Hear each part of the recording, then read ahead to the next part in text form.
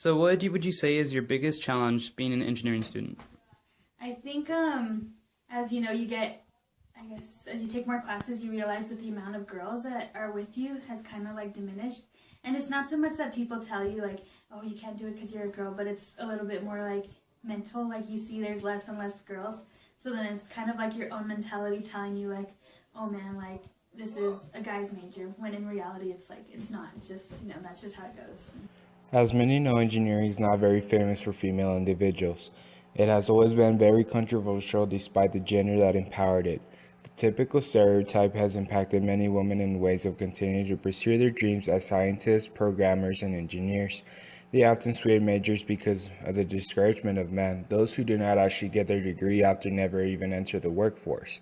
The lack of the involvement for female engineers creates a wall of neglect which leads to women and not depending on that specific career whatsoever. This is a perfect example as the years goes on. Progress is made, but the ratio stays the same. The discouragement of women still remain in touch.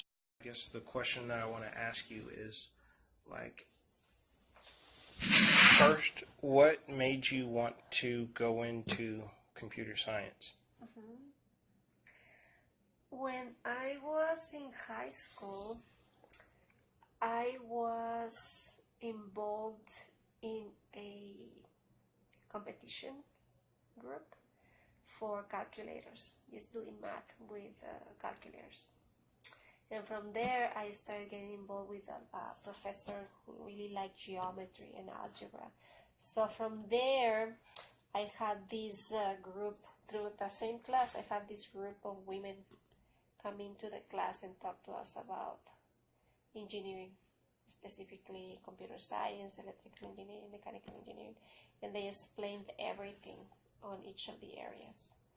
And one of the things that caught my attention was that they mentioned that you can, with computer science, you don't really just do computer science. You have to actually learn lots of areas to be able to combine it with computer science. So I think that was what caught my attention. I didn't really want to do just computing. I wanted to apply computing to other areas. So that's how I got hooked.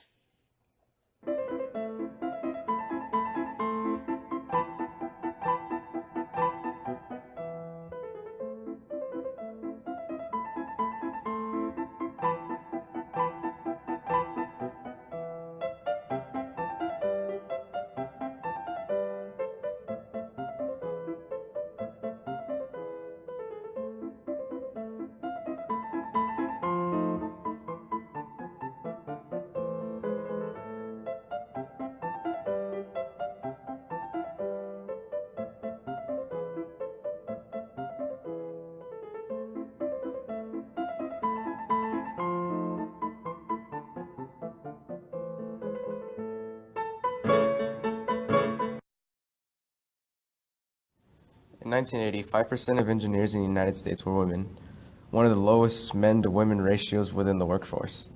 This has to do with various stereotypes society has placed on women, as well as being harassed by male co-workers within the workplace.